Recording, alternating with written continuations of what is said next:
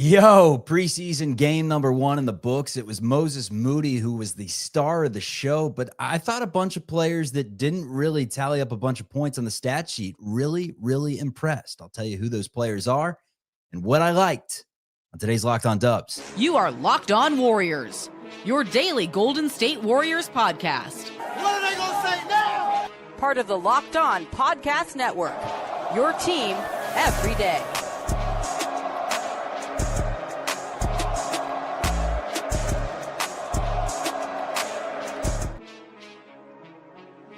That's 1 in the books. Doesn't count, but a win for the Golden State Warriors, 111-103 in a preseason game against the Los Angeles Lakers at Chase Center. And as always, when the horn sounds, you can find us on YouTube and wherever you get your audio podcast. This is Locked On Warriors, part of the Locked On Podcast Network, your team every day. What's going on, everyone? My name's Charlie Walter. On the show today, we're talking about just the game in general, an 8-point win for the Golden State Warriors. Some of the topics I want to get into: stars are stars. Jimmy Butler, Steph Curry, we know what they are going to provide, and they looked awesome in the minutes that they had today. Moses Moody, the star of the show. I want to break down his performance. Jonathan Kuminga, the stat sheet, the points, they don't say that he had some unbelievable game, but I thought he was awesome. I thought he did exactly what we're looking for from Jonathan Kuminga. And then Al Horford, as advertised, ageless Al. We knew what we were going to get from him, and he does it. He does a lot of different things. Stuffs the stat sheet. We'll tell you about his performance coming up on today's show, which is brought to you by FanDuel. Right now, new customers can bet just $5. If your bet wins, you'll get $300 in bonus bets to use across the app. Head to FanDuel.com to get started. Smash that like. That equal Golden State Warriors wins this upcoming season. And find us wherever you get your audio podcasts and on YouTube. All right, let's get into the breakdown of what was an 8-point win, 111-103. And your degenerate host may have had Warriors -7. That's a win. Cash it. It got a little too close for comfort. Felt like a 20-point lead for most of the second half. Ended up with an 8-point win, but about 6 minutes through the third quarter, through the rest of the game, it was mainly Pat Spencer, Trace Jackson-Davis, Jackson Rowe, Will Richard, and a lot of players that we probably won't see this upcoming season. Star of the show, though, was Moses Moody. He was phenomenal. Now, you got to preface everything by saying the Lakers did not have LeBron James. They did not have Luka Doncic. They did not have Austin Reeves. And they had just come off a 22-point loss to the Phoenix Suns. And I'm not buying the Lakers stock this upcoming season. It has nothing to do with the game today. Just in general, I'm not in love with the Lakers. I think the Warriors are going to have a better team than Los Angeles. Remember the secret sauce we talked about last year? When the Warriors get 30 assists in a game, they win every single time. It's better than Ed's sauce. Better than Ed's secret sauce on a good burger. 35 assists for the Warriors. They had 32 through 3 quarters. That third quarter specifically, it was a thing of beauty.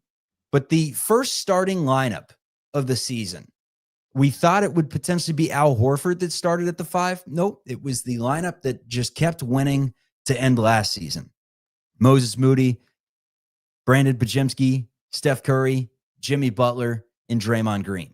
That was the first lineup that Steve Kerr rolled out this season, preseason.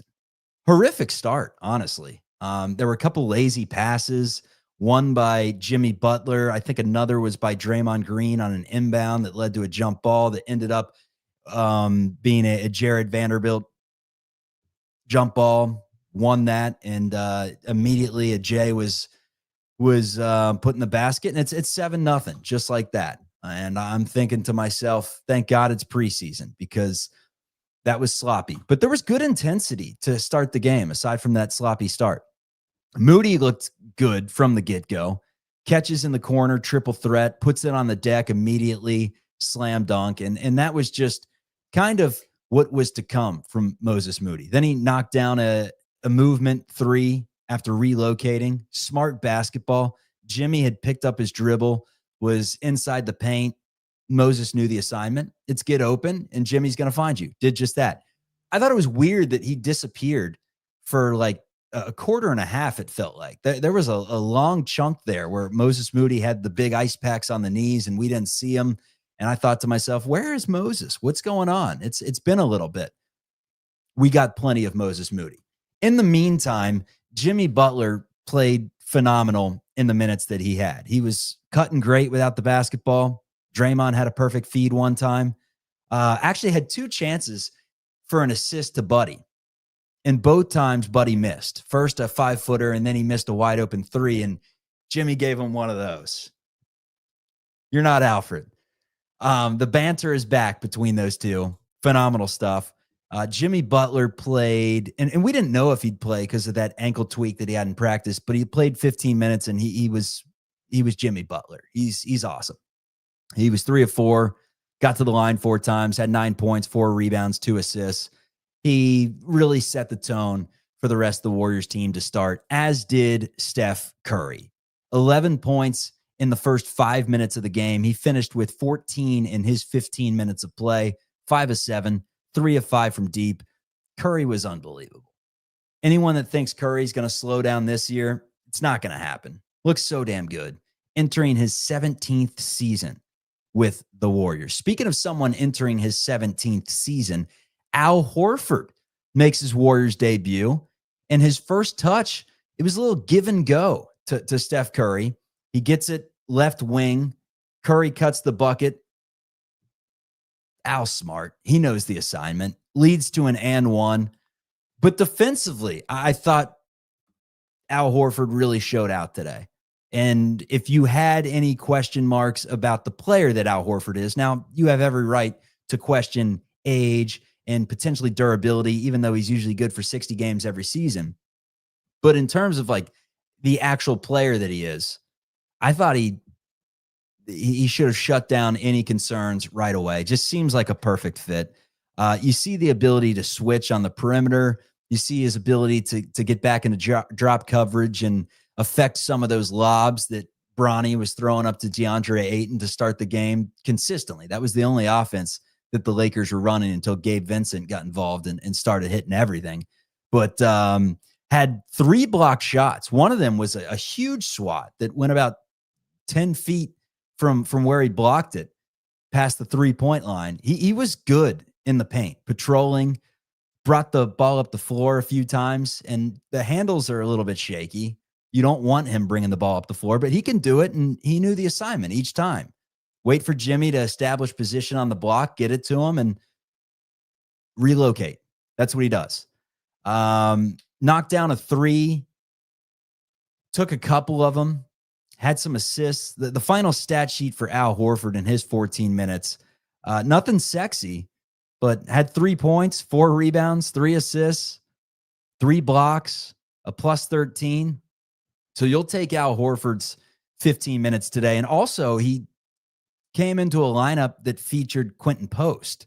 So for those of you that have been upset with Steve Kerr's inability, or I guess unwillingness to play bigs at the same time, not like the Warriors have had many options in years past, you'll be happy to know that there is some scenario this season where Al Horford and Quentin Post are on the floor at the same time, which was interesting. I didn't think it was one of the best lineups they rolled out there today. That third quarter lineup was the best lineup, and that's a tease. We'll get into that in just a few moments. But Al Horford, I think you got to be excited with what he brought to the fold today. Looked really good in his minutes. All right, let's get to some of the comments before we move on to the Moody's, the Pajimskis, the Kumingas of the world. Horford looked good. Will Richard looked good. Al fit right in from Bobby. He reminds me of a taller Jimmy who can play D at the 5 and shoot threes. Great pickup. Kind of reminds you of the role that Draymond would play, right? Does things a little bit more of a slow motion Draymond that can knock down the threes. But Horford was definitely a pleasant surprise in the game today. Brandon Pajimski, his game was a tale of 2 different halves. I thought first half he was one of the only Warriors on the floor aside from Pat Spencer that didn't really impress me. Second half, third quarter specifically, he looked awesome in some of those minutes. We'll get into Podz, Moody, Kuminga, and the rest of the game that's coming up on Locked On Warriors. And buddy, stop trying to dribble the ball.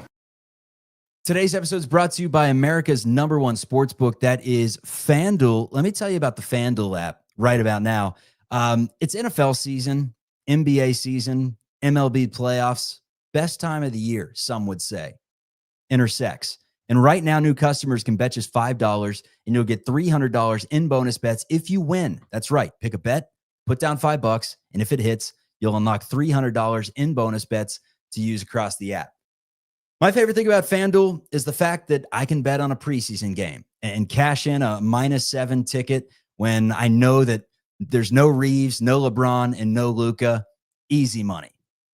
You're not going to get that every time, but there's always the option to go spread hunting, climb through the weeds, and find one that you like. You can also go live lines if you miss the start of a game, player props if you're feeling good about a certain player.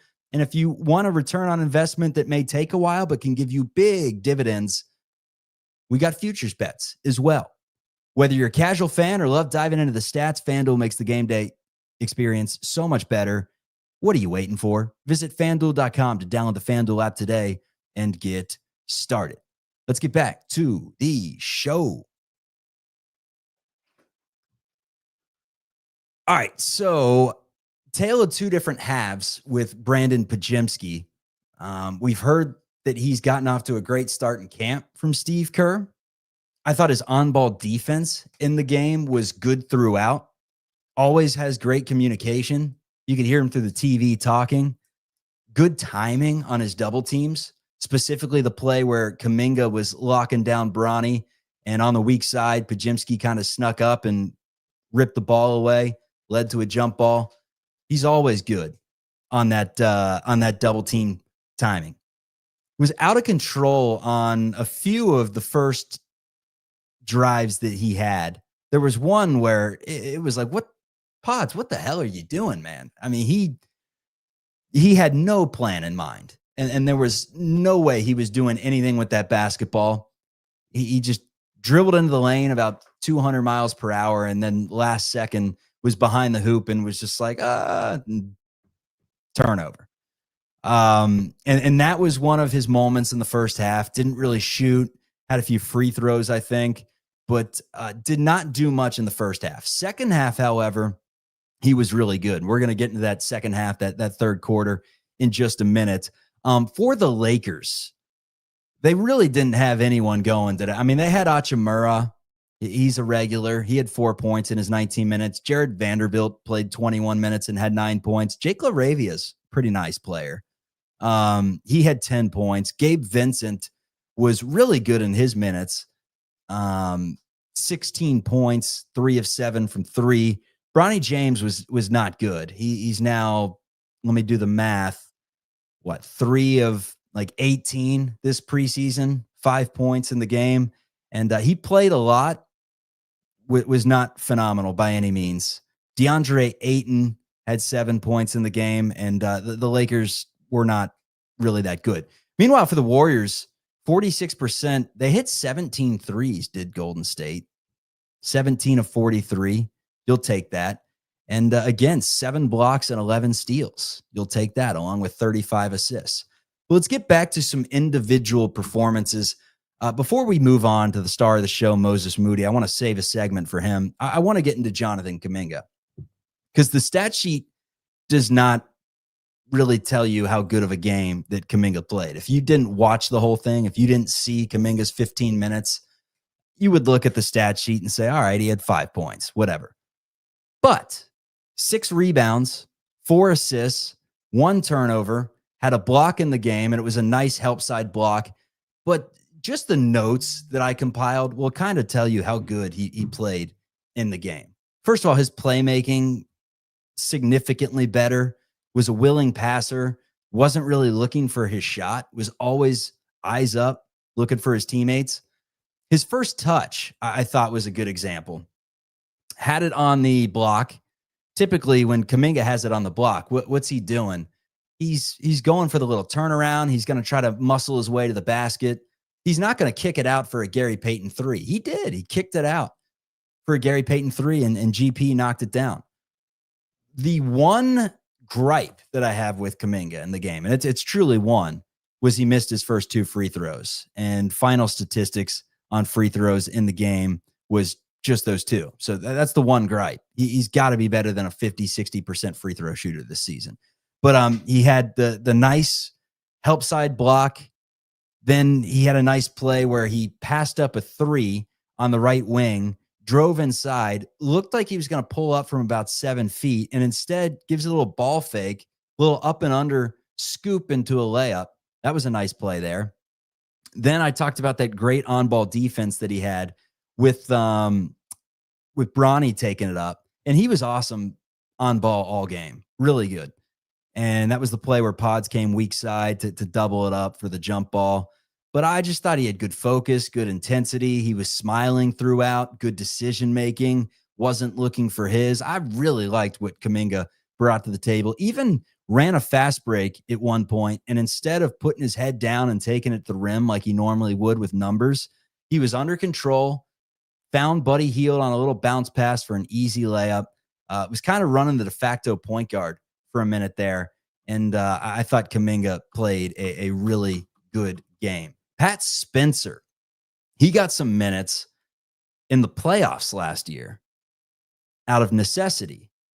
I don't think he's going to be getting minutes this year out of necessity unless something happens with DeAnthony Melton, and knock on wood there. But you would hope that Melton, as soon as he's back, kind of takes the role that Pat Spencer had. The team just, they look so much better without Pat on the floor in the first half. Now, he did look nice in the second half for what it's worth against some of the Lakers backups, the backups to the backups.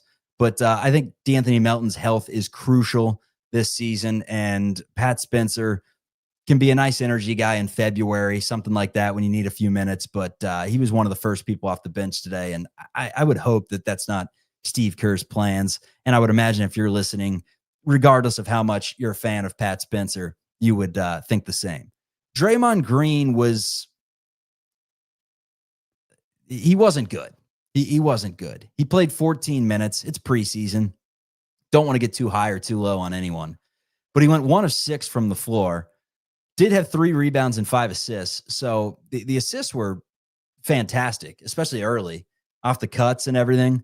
But that 2-man game that he plays with Steph Curry was a little shaky today. There were a few times where Curry was looking for the 3 ball and Draymond thought he was going to cut and threw it away. Draymond had 3 turnovers total, but it wasn't the turnovers. He's going to do that pretty consistently. It's just a part of his game. It's the layups, man. I mean, how many layups, point blank, did he miss today? You got to make those. Missed like 3 and missed both of his deep balls in the game. So Draymond Green, not the star performer today. However, it's preseason. Can't be too high. Can't be too low. All right, let's get into the third quarter and the preseason hero. That's Moses Moody. He was so good for the Warriors today. So damn good. I thought he had a faster release. I thought the processing and the decision-making was much quicker. In addition to that, just a confidence about him. I'd be stunned if he wasn't in the starting lineup to begin the season, whether it's the small ball starting lineup where Draymond's at the 5 and it's Podz and Moody, or whether Al's the 5 and Moody takes Podz' place. But Steve Kerr's got some decisions to make, and there may be a lot of rotations throughout the season in terms of starting and finishing lineups.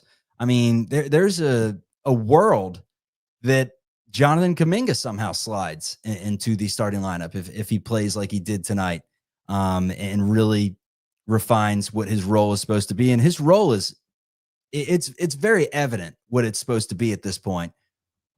It's defensive first player. I mean, you got Steph Curry and Jimmy Butler doing the bulk of the work offensively. And they'll create for Kuminga off cuts and everything. And when Kuminga's in his own minutes, he's going to create for himself in ISO, and he's going to get his transition looks. It's what he does. But his calling card this season to receiving 30-plus minutes a game is just going to be defensively.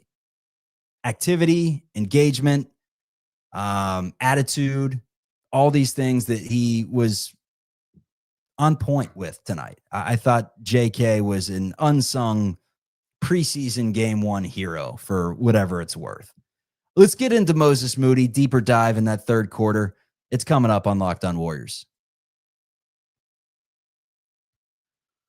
All right, let's tell you about one of our sponsors. It is Peloton. Was actually walking on the Peloton tonight as I watched the first and second quarter of the game today. Threw on a little incline, and that's what we do. It's what we do. And Peloton's shaping the future of fitness with the brand new Peloton Cross Training Tread Plus, powered by Peloton IQ. It's their most advanced equipment yet, designed to give you real-time guidance and endless ways to move, whether you're running, lifting, or cross-training with your favorite instructors. This is training reimagined. Peloton is built for breakthroughs with tools that help you plan, stay motivated, and reach peak performance. I love how the Peloton IQ system really gives you real-time strength coaching, tracks your reps, it suggests the right weights, corrects your form. It just makes everything a little bit easier, a little bit safer. You're never going to complain about that. They got a swivel screen where you can go from running on the tread, swivel that screen over to your weight room, and hop on the floor for a little strength training. So let yourself run, lift, flex, and push forward. Explore the new Peloton Cross Training Tread Plus today at onepeloton.com. Today's episode is also brought to you by our favorite jeans wear provider, that is Doer. They have a new store in San Francisco at 567 Hay Street. Let me tell you a little bit about Doer. Variety. It's the spice of life, and it's what their jeans wear provides. You can wear it to Fort Funston. You can wear it to Napa, Sonoma, hot places, San Jose. You can wear it to the bar. You can wear it to restaurants. You can wear it to sporting events. Heck, you can even wear it to the gym. They're versatile. They have 5 times the stretch of traditional denim, so you get the perfect fit without feeling restricted. And they are antibacterial, which means they stay fresh longer, so you can wear more and wash less. And their Cool Max technology regulates your temperature. 567 Hay Street, that's where you find it. Locked On SF in store is the code you should use for 15% off your first order. Go to shopdoer.com/lockedonsf. That is Doer, D-U-E-R, for 15% online, 15% off online. And trust me, once you try them, you will never want to wear anything else. Doer, D-U-E-R. All right, I want to get into some of your comments before we talk Moses Moody's performance as a whole. We got from Uncle Loon. Loon, I saw him in the Pelicans jersey when they were playing Melbourne the other day, and it didn't look right, man. Jordan Poole actually had a nice quote about seeing koalas and kangaroos in Melbourne, but JK was looking like Sean Marion. He says he's going to make me buy in again. I hope he can keep it up. He's done this before. In fact, he did it last year when he returned, I think, game 1. I had this take to Kolsky, and I'm like, that was a beautiful performance by JK. He picked up right where he left off, although he didn't, because he left off really scoring and came back in that role and kind of did the dirty work like Steve Kerr wants him to do. And I thought he was good today, man. I thought he was good today, needs to do it consistently. And the question's going to become, when it's not a preseason game and when we're in the regular season, and if his minutes do start fluctuating, does he feel some sort of pressure to go out there and change up how he's playing? But if he doesn't change it up and he does what he did tonight, which is, hey, I'm going to be a pass first kind of guy. Maybe it is kind of a, look, coach, I can do what you're asking of me. I just am better at scoring. But he truly did do it all tonight. Got in there and mucked it up for some rebounds defensively, was strong on the perimeter when he did have some opportunities down low to showcase his rim protecting abilities. He did that. Help side defense look good, facilitated, playmaker, hit a 3 that looked pretty nice, had another missed 3 that I thought the form and the release, everything looked good. So Javier says Al Horford's the center they needed. Yes. Based on who was available, would you rather have had DeAndre Ayton or Al Horford? That's a question. Chat. The answer is Al Horford. Come on. Moses Moody. This is the comment that I wanted to see. Moody was not thinking, just playing. He looked great. He did look great. I saw a lot of people on Twitter comparing this upcoming season to what Jordan Poole did in 2022, that this is the year that Moses just bursts onto the scene. And that second half lineup, he was great in the first half. He was the best player on the floor in the first half. I guess second best. Steph Curry, even in his few minutes, was just dominant out there. But the second half lineup was fantastic. And one of my favorite things about that start to the third quarter was I think every single bucket was assisted. It was Quentin Post 3 to start it off, with Brandon Podziemski assisting. Then it was Podziemski assisting again. Podziemski, great playmaker. He is he's good. Podziemski, there's no issues with Podziemski being good. The question is, can he be great? He's already good. Moses Moody already good. Jonathan Kuminga already good. I mean, we know all three of these young players for the Warriors are good basketball players that will probably be in this league for a long time. It's not like some of these Lakers players that you're wondering, like, all right, Bronny James, Dalton Connect, what are these guys going to be?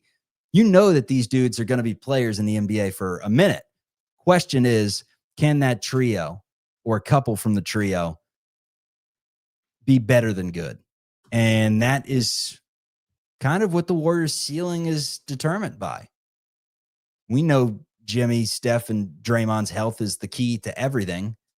But the key to unlocking the next level is for that trio to be great. So after Moody hits the 3 from Brandon Podziemski, it's Podziemski that makes a 3, assisted by Jonathan Kuminga. Then it's Moody that makes a 3, assisted by Brandon Podziemski. 4 for 4. I guess Podziemski missed one, but 4 for 5 to start the third quarter. All threes made on assists. Well, they weren't done yet. Then it's Brandon Podziemski, a 27-foot 3 off a Buddy Hield assist. Then it's a Buddy Hield jumper off a Jonathan Kuminga assist. That was actually the layup when Kuminga was in transition. Then Kuminga makes a 3 off a Moses Moody assist. Then Buddy makes a 3 off a Kuminga assist. Then Post makes a layup off of Podziemski assist. I'm going through it now. And until Trace Jackson Davis made some free throws with 5 minutes left in the third quarter, every single Warriors bucket was assisted. And then they get back to it. Pat Spencer hits a 3 off a Guy Santos assist. And then Gary Payton off a Guy Santos assist. It took until 2 minutes in the third quarter for Pat Spencer to create his own 10-foot jumper for the Warriors to have a bucket that did not involve an assist. 35 of them total for the game. Even in the fourth quarter, when the Warriors were running out the C team, some of the guys that may not even be on the roster, you can just see the difference in scheme between the Lakers and the Warriors. You could see the difference in movement. You could see the difference in philosophy. No disrespect to JJ Redick. He did not have the team that the Warriors had tonight, and I guess hung around based on the final score. But the Warriors, they were whipping it around, man. Final stat line. Draymond Green had 2. Jimmy Butler had 9. 14 for Curry. 19 for Moses Moody to lead the way. Podziemski had 8 points and 4 assists. 5 points for Jonathan Kuminga. 4 for Trace Jackson Davis. 5 for Guy Santos, who may be rocking a mullet. Is that what I saw? Went from kind of the mini fro to, it looks like he's got kind of a mullet. Like he's on tour with a rock band or something. Like a 70s rock band. Al Horford had the 3 points, the 4 rebounds, the 3 assists, and the 3 blocks. Bolden had 2. Post had 7. Buddy Hield had 11. Gary Payton had 7 in his 11 minutes. Pat Spencer had 12. And Will Richard, the jumper wasn't falling, but he got 15 minutes of run, scored 3 points in the game, and crashed the glass, had a couple of blocks too. He's someone that if he does get minutes this season, it's going to be in like a Gary Payton type scrapper role where he's not scoring much, but he crashes the glass and plays pretty effective defense. Big question I have after the first preseason game. I mean, there are still plenty of questions to go around. We haven't even seen DeAnthony Melton or Seth Curry. And Seth Curry, for those of you that do not know, will be waived at some point after his Exhibit 9, I believe it is, runs out. And then the Warriors will re-sign him. I think the date is November 11th.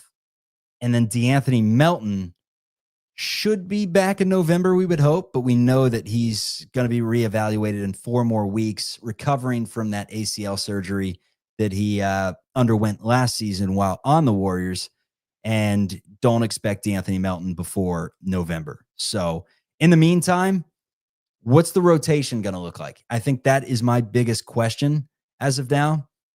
The 5 starters, it's up for grabs, I would say. Kuminga and Al Horford are the 2 that were on the bench tonight that I think could potentially make a case to be in the starting lineup. Buddy Hield, I think, comes off the bench.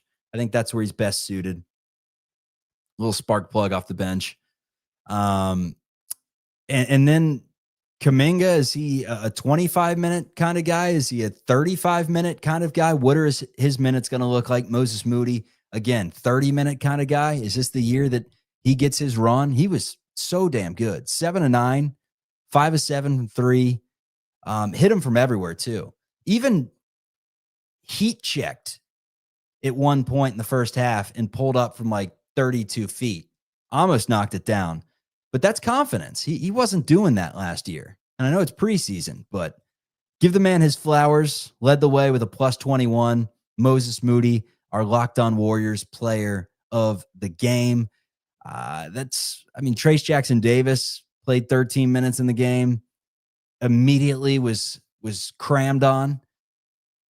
Had 4 rebounds, 4 points, but who knows what his role is going to look like if he slides into the rotation over someone like Post, which I wouldn't imagine. How many minutes are there to go around truly, especially if Draymond's playing some 5 like we saw to start the game? There's a ton of bodies. And it's kind of funny to me.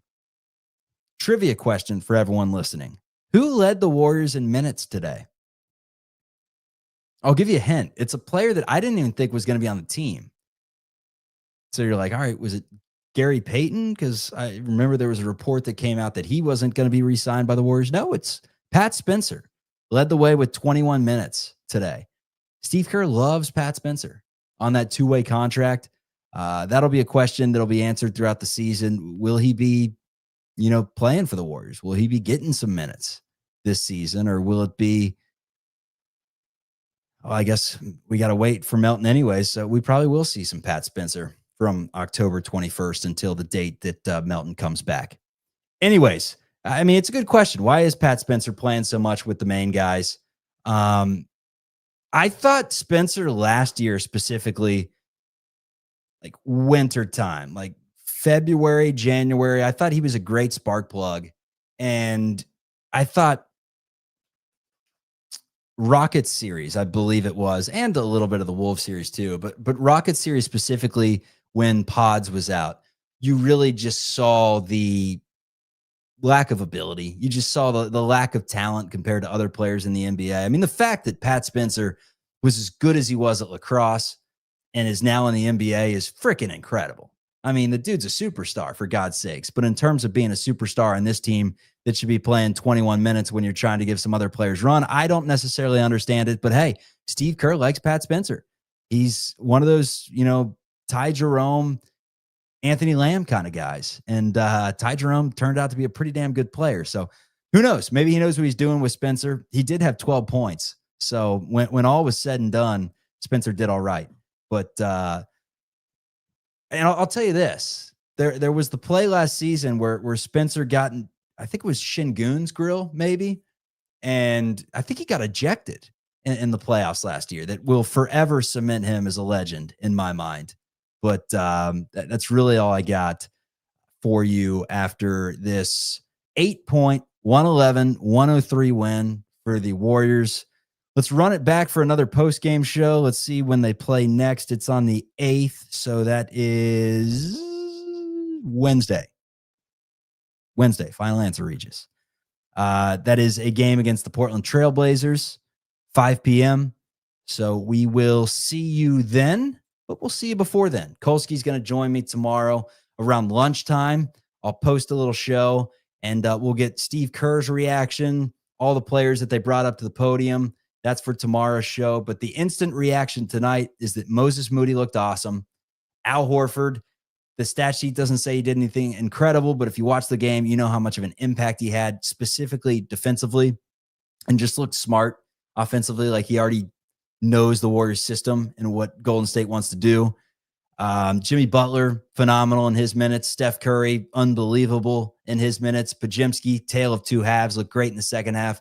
Kuminga didn't score, but did everything we needed him to do for this year's team. The points are going to come. That dude can score. That's not an issue. It's about buying into everything else. He did that today. And everyone else, pretty good. And me, I covered. So we'll take it. Appreciate everyone for tuning in. Have a great rest of your night. And we will talk to you soon. Peace. This is Locked On Warriors, part of the Locked On Podcast Network, your team every day.